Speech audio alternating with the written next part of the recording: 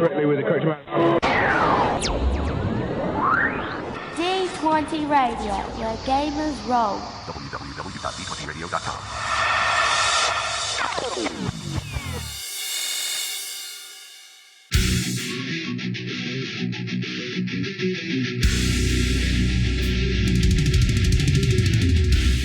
Welcome to Me and Steve Talk RPG, the podcast where me and my friend Steve try and help you get the most out of your role-playing game experience.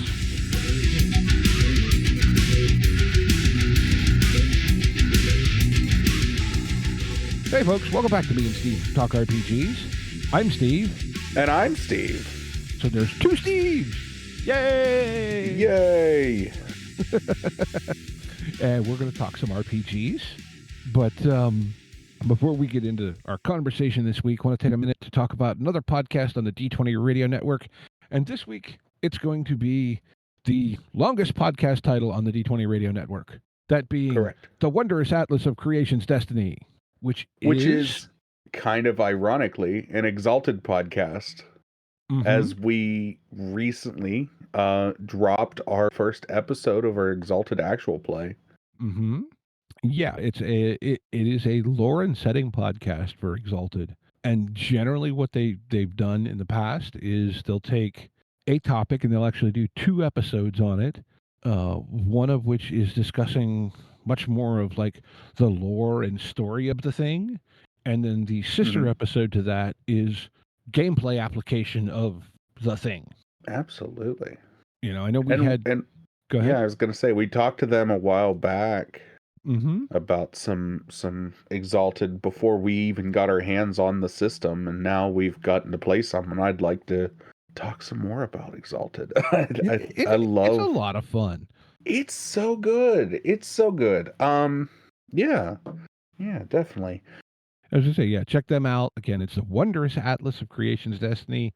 There'll be a link in the show notes, along with links to the D20 Radio Discord, where you can find more other cool RPG-related podcasts and all kinds of fun stuff. Yeah. So, yeah, that's that. So, on to a conversation about RPG-ish things. Yes, absolutely. So you had come with a topic for this week. Why don't you pitch us that topic? Well, so the topic of buy-in is always good for conversation, and how do you get more at your table, right? Because fundamentally, it's kind of important, right? How do you get your players to buy into your story? And I don't know exactly how I got onto this phrase, and it sounds a little weird, but the phrase popped into my head somewhere of like low investment buy-in. Right. And what I mean to kind of explain the phrase is how do you get buy-in that doesn't require, because we want our players invested, but there's a threshold, right? Of they need to do this much before they can get bought in. And so how do we, or what are ways we could make that threshold where now you're invested in the story lower, so that like you don't spend the first session and a half, 2 sessions, whatever, trying to get them into the world. You can start deepening the web of things that they're paying attention to. Mm-hmm. And so Absolutely. when I say low investment buy-in, that's kind of what I mean. I'm not talking about necessarily a game that doesn't require a lot of buy-in, but more that the initial threshold for enjoying it is relatively lower. You know, like if you take it in the context of a TCG, you know, you want cheap starter decks that are still fun to play. Right. And I guess maybe, you know, I don't know if that makes sense in the context of an RPG, you know, that you want the players to be able to get into the world, and then you can add more stuff on. And then to kind of compound onto this idea, someone, I believe somehow connected with this podcast, had recommended to me a podcast called Writing Excuses, which was initially started by Brandon Sanderson. Right. And so finally I go back and I download the first episode from like 17 years ago. And the cool thing about this show is it's 15-minute episodes, but it's Brandon Sanderson and writer buddies talking about techniques for writing fiction stories. Gee, we're not that far off of RPGs already, right? Exactly. Yeah. So in the very first episode of this, they mentioned a concept that was referenced in an essay by, and forgive me if I'm not getting the right name, but I believe it was like a Stephen Donaldson, but some well-known science fiction fantasy author, that kind of one of the ways that one of the techniques that you can use as a writer to know when you've got enough to kind of like go on in planning your story is to have a mundane idea combined with an extraordinary idea. And when they meet, that melding is when you know you can go forward. And it struck me that if you apply that concept to RPGs, that can lower the barrier, if you will. Now Right. what that mundane idea is a variety of things, possibly, right? Like maybe that mundane idea is the setting or the system. Mm-hmm. As much as I don't like 5th edition D&D, that's a low barrier for a lot of players to, okay, I know that part. Then you add on funky story, right? Fun part for us is we like to play funky system. So now that creates a higher level of investment. So, do we need to initially start with maybe a less interesting, detailed story to let people get their head around the system to then evolve the story once they've got their head wrapped around that initial part? Well, maybe unconsciously, I do this already, sort of, and I'll say it that way. I usually try to come up with there's a term called high concept, meaning like one or two sentences as far as the idea of what you're trying to pitch. And a lot of my games, starting them out, I want to do high concept games, right? Where I'll pitch to somebody, like if I'm building a player base and I only have 10 minutes of somebody's time, and be like, hey, I'm trying to get a cyberpunk game together.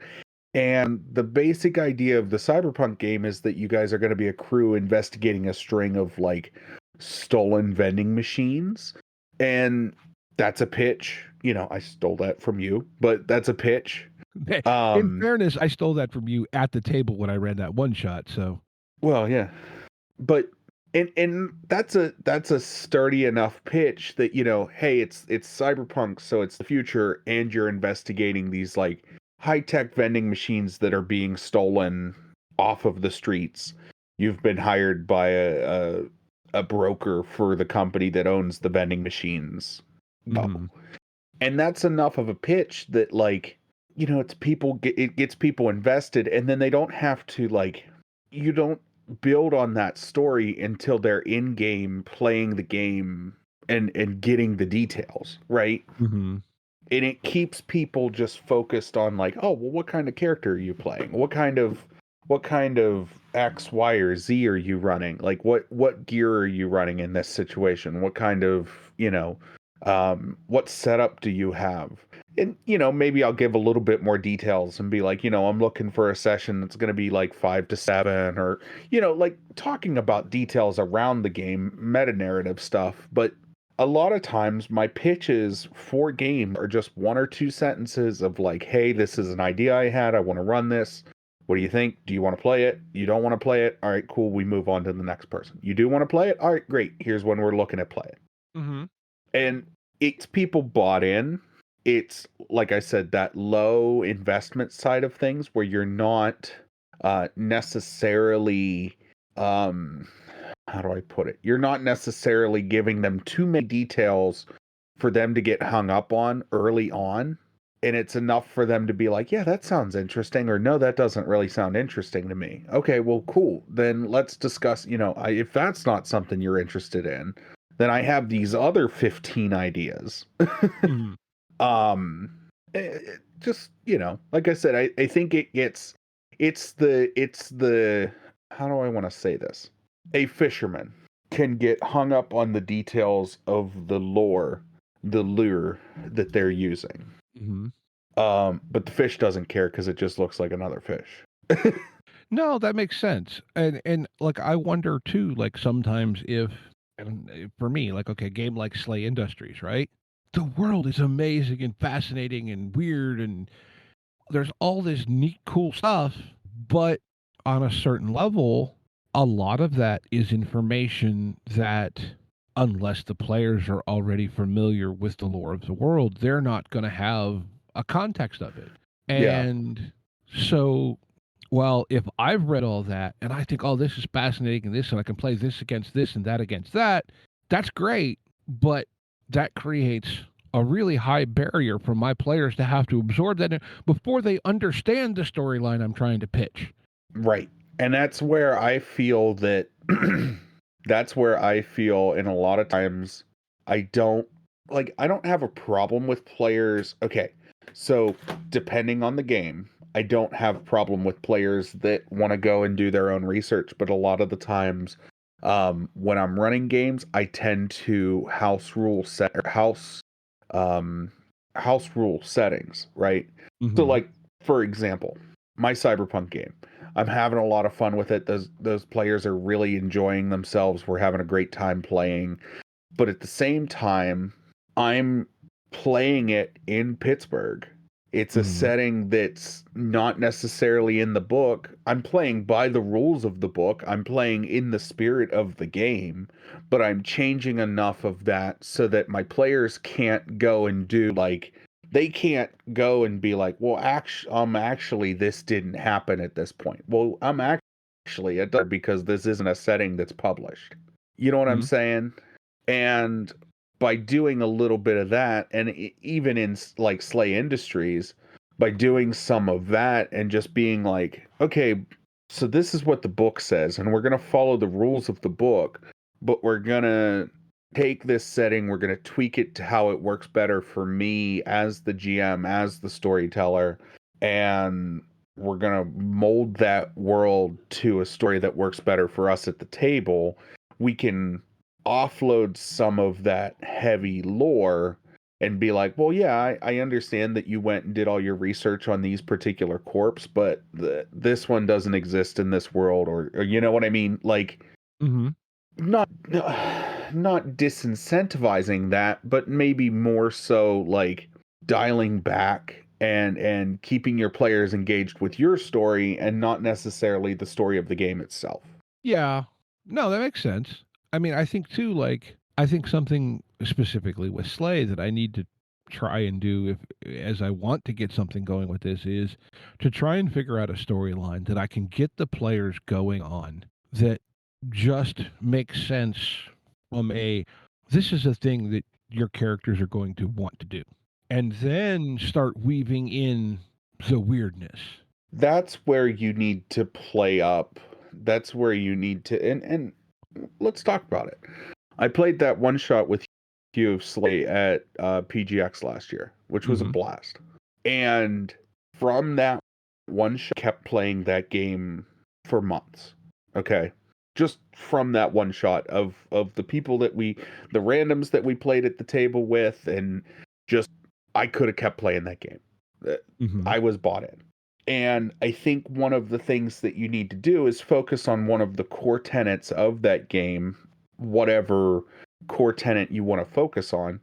So for me, when we played that, I was like, I'm really invested in the idea that of Play Industries being this game about gaining viewers and doing things to gain viewers and gaining notoriety and gaining sponsors, and like treating it more like a almost like a fledgling sports team. Yes, a social media type commentary thing.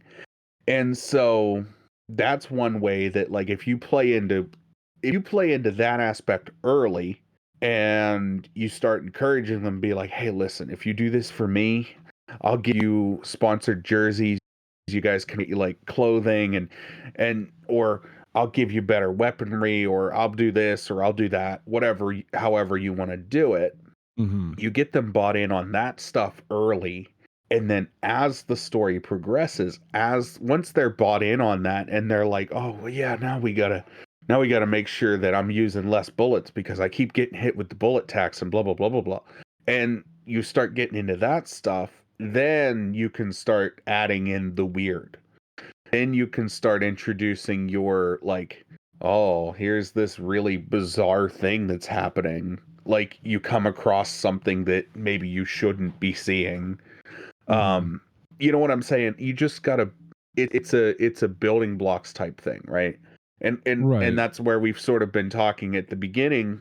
Your core concept of the episode being this idea that you want to start with a mundane idea. So the mundane idea is that you're social media influencers, but the way you gain followers is by murdering things. Right. So and in then, a sense, in a sense, that's the whole idea, right? Like, that's the whole concept. Like, the mundane idea is that you're social media influencers, and then the, like, extraordinary is that you gain followers by murdering things, right? Right. And then from there, now that you have that concept, we can then build on that and be like, okay, now the weird stuff starts happening. Now you guys see something you're not supposed to. You guys do something you're not supposed to. You piss off the wrong people. Like, that type of stuff gets added in as you go. And I think that's where you just have to start with, like, a snippet of an idea and then build, right? Yeah. And I always get overwhelmed, and I've talked to a lot of people that will come to me and be like, oh man, I got this really cool concept for a game, and they'll just lore dump 40 pages of information on me. And I go, oh, wow, that's awesome. I'm really glad that you put all this time into the world and everything seems really flushed out. I don't really want to play because you didn't give me a pitch. You handed me a book. Yeah. Well, okay. And so, I mean, yeah, that's a thing, right? Because, like, on some level, I think that's a key difference between an RPG story and a fiction story. Because the players, it's not a static story that we're progressing through in stages. It's a story that very easily can mold and change based on the actions of the people involved, which not just very easily, but should mold and change. Yeah. Right. I'm sorry if your story doesn't change based on your players will feel ineffective. And like, look, this idea, right, clearly works. I mean, look, Star Wars is what? Hero's journey plus space wizards with laser swords. Yeah. And World War II. No. That was what Lucas started Star Wars with. Like, it is very much inspired by World War II, hero's journey, and space wizards with laser swords. I mean, so a TV show I've been really enjoying, Tulsa King. The core concept of Tulsa King. Oh my God. There's a new episode out today. I haven't watched it yet. Now we've been kind of waiting to, like, binge the new season as it. Oh, fair enough. After a little bit. I can't do that. Seasons, we have to watch it as it comes out. But Tulsa King, the core concept is a displaced gangster starts up a new gang in Tulsa. Mm-hmm. That's the basic premise of it, and it sounds silly, but it's so good. Oh, and look, I say whatever you want about Tyler Sheridan. Yeah, but the writing for Stallone and the way Stallone pulls off that part is just chef's kiss. I genuinely think it's one of, man, I hate to say this, but I genuinely think it's one of Stallone's best later parts. Meaning that, like, post peak Stallone, post, like, the original Rocky series, we're talking about, like, we're into his later years. He's doing stuff, and I think this is one of his best roles just as a character, because he disappears into and it's hard to say that, like, it's Sylvester Stallone, but he disappears into that character. but it's yes, he does. Like you completely buy him as Dwight, yeah. this as Dwight Manfredi. Yeah. And I guess that like you said, that's and the extraordinary of that is in a sense just the shenanigans that Oh yeah. make the show what it is. Yeah, I love it. I think that show is so good. But again, that's one of those like simple concept ideas that we've built on. Now we're in a season of this, and things are going on. Things have happened. Things have progressed way beyond the idea of a displaced gangster in Tulsa building a new gang, right? Mm-hmm. So, and that's where we need to like in gaming. I think sometimes we get too hung up on I gotta have my world flushed out before this game starts. No, you don't. No, you really don't have to have your world flushed out at all. You just need to have a core concept and an understanding that they're gonna encounter these type of difficulties and let your players, let your story, let your world build organically. You'll have and yes, some people can do really well. Like Brennan Lee Mulligan, I'm super excited for the new season of Critical Role, mainly because I'm back into listening to actual play podcasts. So I was listening to some of the last couple years of Dimension 20 stuff and but you know, that's all pre-written, that's all plotted out, that's all pre-planned in a lot of ways. But at the same time, he doesn't have control over what those players are going to do. Right. And listen to interviews with him. He'll talk about, you know, everything, nothing ever survives first contact with players. It doesn't. But yeah, it's one of those things where building that world, building the ideas that you have around that world it's best to maybe not put all of the detail into it right off the hop, because then you're going to be disappointed when all of that detail doesn't get brought out, right? Like and that's the other truth, is that I've talked to many people, many GMs who are always like, "Oh, I had a whole story flushed out." And you know, we've talked about what happens if you move left, right. I mean, that's a different conversation, but right. I've talked to many people that are like, I had a whole story plotted out and my players just completely ignored it or completely missed it, and I really felt bummed because I didn't get to show them this cool thing. And again, you know, moving goalposts, we've talked about that. But at the same time, if you have, and this is just, again, you know, it goes back to me being a more improv heavy GM. But in my opinion, if you have stuff that's less, you know, maybe it's less of the like, oh, I got it plotted out to a T. They're going to be here. Sorry. They're going to be here at this time. They're going to be there at this time. They're going to be here at this time. Like everything's plotted out to a T. You're going to be disappointed when things don't go your way. Right. Well, it's the you know, to use my own example, it's the chocolate lava cake brownie conundrum. Can you elaborate on the chocolate lava cake brownie conundrum? So the way I've said this before, right?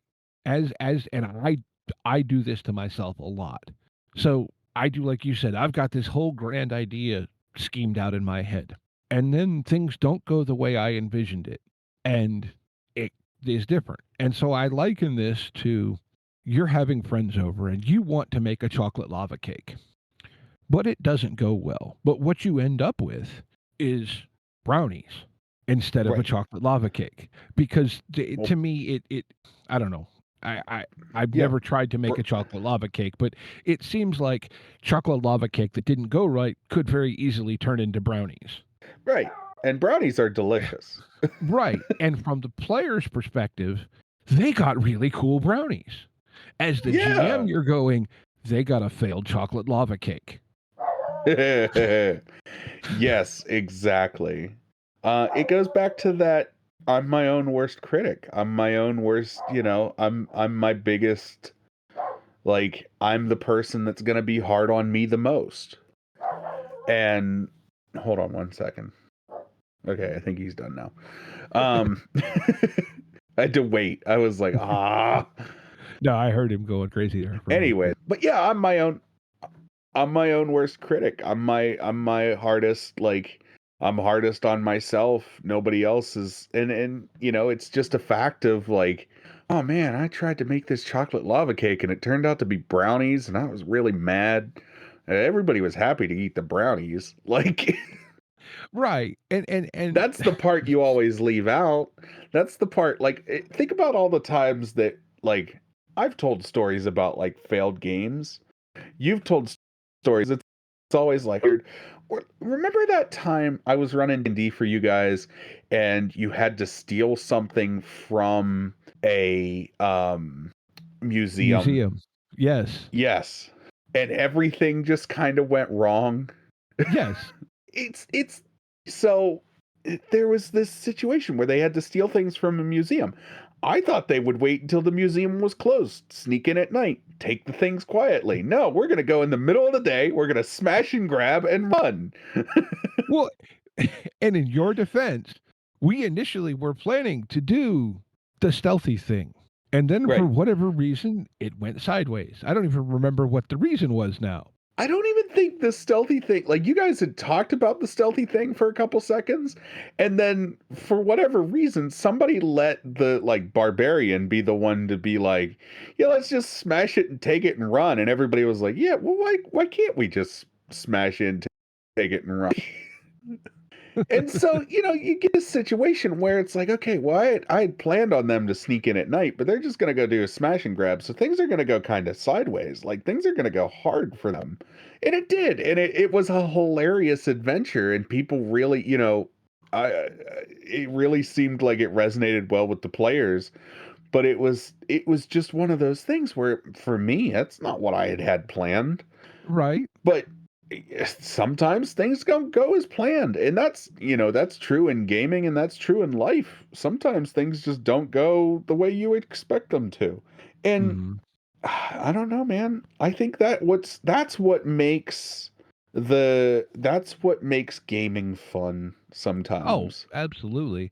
And I think, you know, as we're talking about that, I think one of the ways, like we're talking about, you know, setting up your world to have these plans that, so I think what you need to try and do is don't have your grand story scripted out, but have your antagonists or your other parties in play have agendas created for them.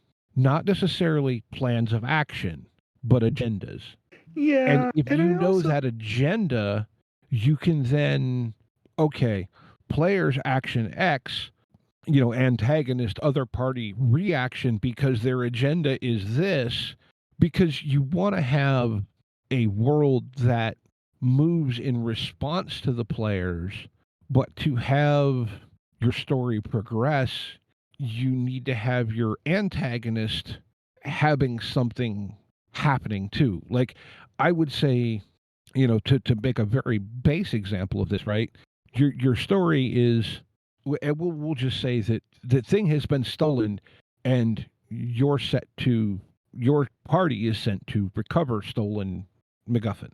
right. Well, maybe don't have it.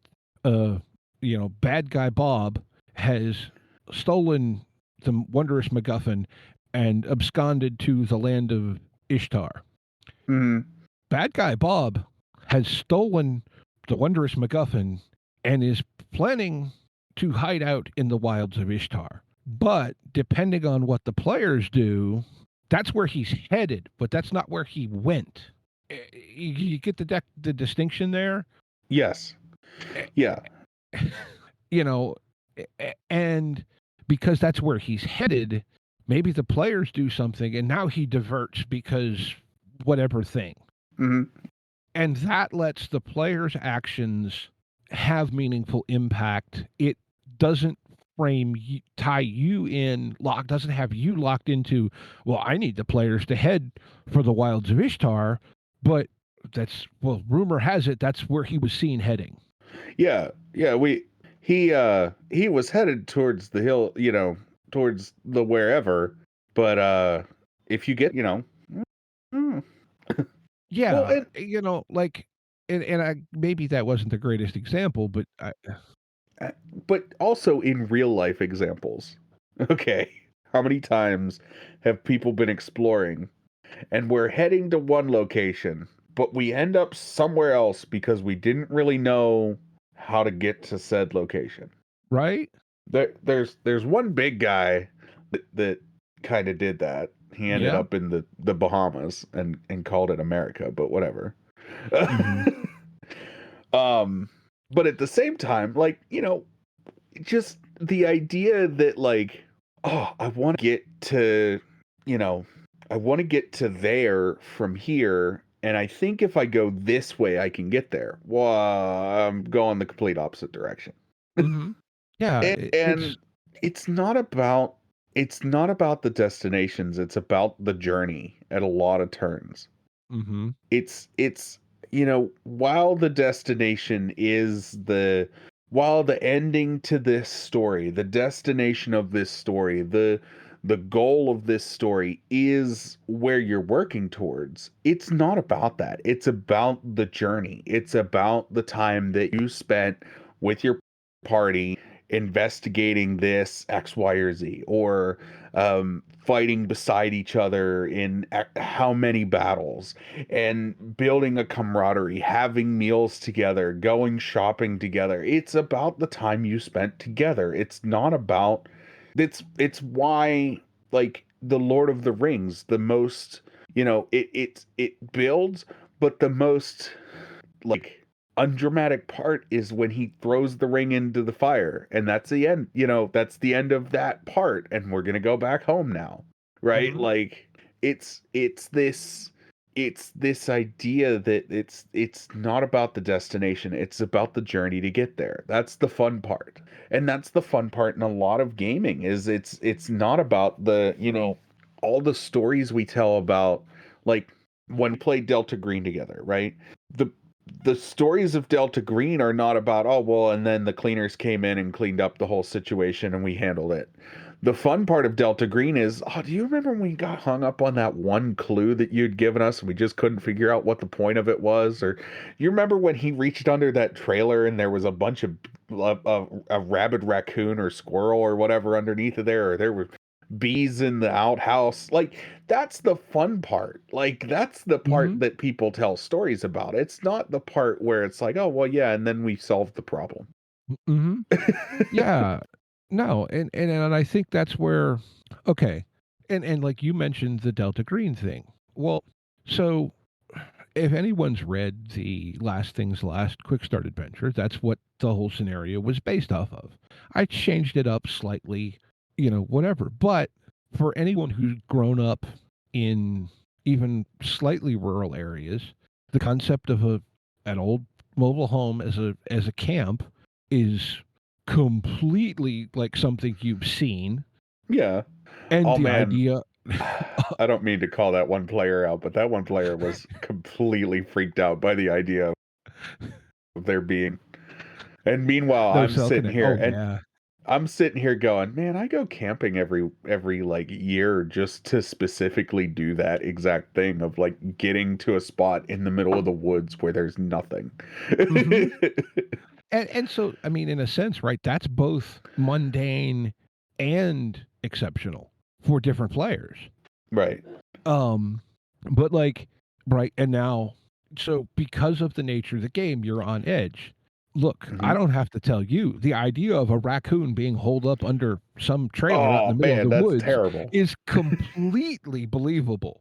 And Yeah, it's 100% real. I wouldn't be shocked if under the house, the trailer that I'm in currently, there's a raccoon held up underneath of there.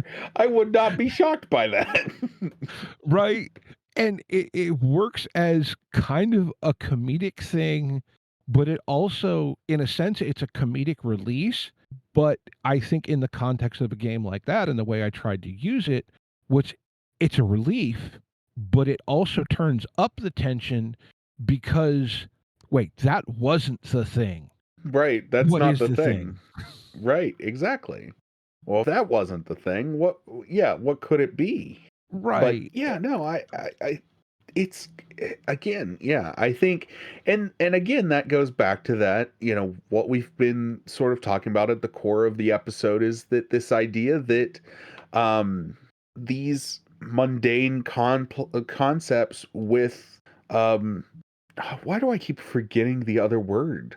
Exceptional ideas, right? And I love it. I think that's where, yeah. I wonder too, to break away from the GM Center discussion here, is this a good way to approach building a character for a game? Yeah, I think so. I think so. And your mileage may vary. But I think for me, this is how again, we've talked a little bit about it. Steve's very crazy when it comes to building games. I read the resolution mechanics out of most games and go, okay, I like how this works. And I like the, vibe that this game's giving off and the feeling that this game's telling me. And I'm going to go ahead and tell a story using that. And it's going to be this simple concept and I'll pitch it at somebody and somebody will go, oh, I like that. And now I have one player, right? But I mean, instead of trying to build out the most amazing character concept ever, have a core basic thing and this one thing about your character that is exceptional or unusual or however you want to phrase it. I so do that. I built a cyberpunk character a while back. His name was Skunk. Ever tell you about Skunk? I don't remember that. Skunk was a solo. Skunk was a redneck, and we never got to play with him. Skunk was a redneck who, his whole concept is that he had a gas mask, and he just loaded down with tear gas, CS gas, gas grenades was Skunk's whole thing. Mm-hmm. And he stunk. He just stunk the room up. And that's what his core concept was. And I loved it. I loved the idea of this guy who, while he could shoot a gun just fine, he was just like, we got 15 guys in this room. Let's see here. I need 3 of these. And that should deal with it. Well, you remember, and at this point, what did I call him? Star Child? The solo I built for Bootsy Collins. Yes, my Bootsy Collins inspired solo, right? Yeah. Okay, so he's a solo. But where a lot of people want to go, what do you want to say, dark and mysterious, I went, well, it's cyberpunk. What if, it in a sense, right, it's flash and style. And what's more flash and style than, Prime era Bootsy Collins? Yeah. Yeah. And I have a solo in my cyberpunk game now who is he dresses like some kind of preppy punk, all because he's anti-corpo, and it's funny because he dresses like a corpo and is makes music about how the corps are evil. Mm-hmm.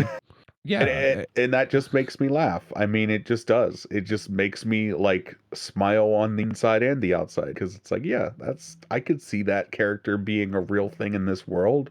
Well, I think too the neat thing about using that concept in character generation is that it gives you something to hang on to, something to base the character around, but still leaves them very open to developing and shaping based on what happens in the game. Right. So I mean, I don't know. I as much as yes, it's in a sense a completely stolen concept of marrying the mundane with the exceptional. I think it can be used to create that low barrier to entry in buy-in. Oh yeah. Yeah, I completely agree with you. And I think I think we've pretty much exhausted everything we could say out of that. Yeah, I think we got some good thought out of that, though. Yeah, definitely. And we got to explain the lava cake brownie conundrum. Right, the lava cake brownie conundrum. I think that's probably the name of the episode. It might be. But I think it's time for Game of the Week. Woohoo! Game of the Week! Game of the Week! Game of the Week! So My game of the week is gonna be one. I want to play it. I want to get my hands on this. It's pay what you want. It's a game called. Hold on. Let me get to the right. I gotta get to the right thing. Getting to the right thing. Isn't that what this whole episode has been about? Right, exactly. It's called Hyper Neon Racers. It's an OSR game. It's pay what you want. It was just dropped on the 11th. It's like a rules light, high octane cyberpunk racing game. I kind of want this, and I want to play this. I don't know that I kind of want to run it, but at the same time, I kind of want to play it myself. But you know, just the idea of having a super fast, because OSR is really quick, maybe super deadly racing game sounds a lot of fun. Their inspirations: Speed Racer, Fast and the Furious, Initial D, Fast Cars, Reckless Stunts, Teenage Street Cruise, Hyper Neon Speeds. It sounds like, you know, there's an anime that's called Redline. It's very goofy, but it's a racing anime.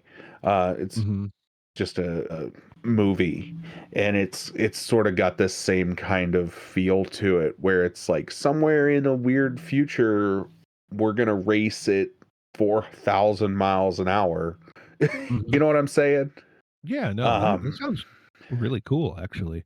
Yeah, it sounds Based fun, off and it's Electric Bastion Land or Mythic Bastion Land. yeah, and again, pay what you want, so you know, pick that up when you can. That looks cool. Yeah, absolutely. All right, Hyper Neon Racers. Yeah, what do you got, Steve? All right, so I found something. This is actually older. It's been on drive-through for 14 years. It is not a game. It is a system agnostic setting book. Okay. It is called Murphy's World, where things can always get worse. So let me read you the description that the publisher has put up on drive-through.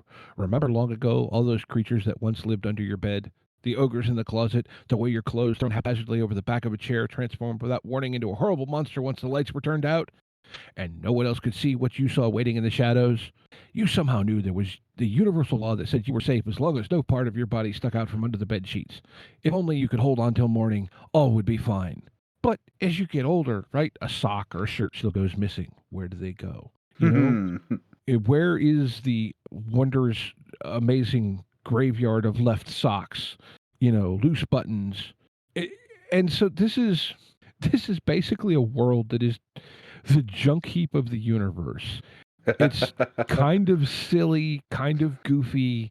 It's theoretically, it's the realm of the Fae, a land of myth and legends where popular folklore and dreams, along with pulp culture, get comically twisted yet maintain an internal sense of logic. But it operates according to Murphy's Law. And part of this is that it's based on this intergalactic trader named Sean Murphy, who, you know, it seems goofy and gonzo, but the fun part of this, as I read into it, is that it's designed to be played as an interlude in whatever game you're already playing. You take your characters, you port them into this. Oh, that's fun. That's fun. And then do a thing with it. So it's intentionally systemless. It's take your characters and put them into this and have a goofy, weird romp, and then go back to your other thing. You know, so I don't know. It just seemed really cool. The PDF is that looks like a lot of fun. $10. The reviews are actually pretty damn good. Yeah, I'm sure they would. Like, it seems like they would be fun, but and there's actually a supplement for it. It's also $10 called Bob, Lord of Evil. Bob, Lord of Evil. Yes, I didn't really look into that, but yeah. So like I said, that's my pick this week is going to be this Murphy's World, because it just seems like a fun thing to I might have to occasionally pull out and go, hey, guess what? Do some reading. But As always, links to everything are in the show notes.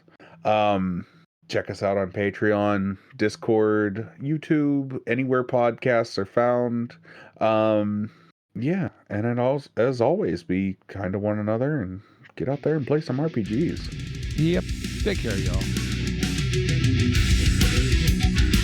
Intro and outro music by the band 12 Noon. You can email us at meandsteverpg@gmail.com. You can find us on Twitter and RPGs. Find us on Facebook at Me and Steve RPG Podcast, on Discord at Me and Steve RPGs, and as always, all of these links are in the show notes. Thank you, and be kind to one another.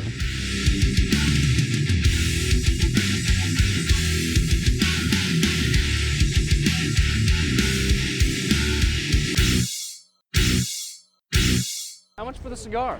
Cigar, $20, dog. You gotta go down the street to the store and buy that.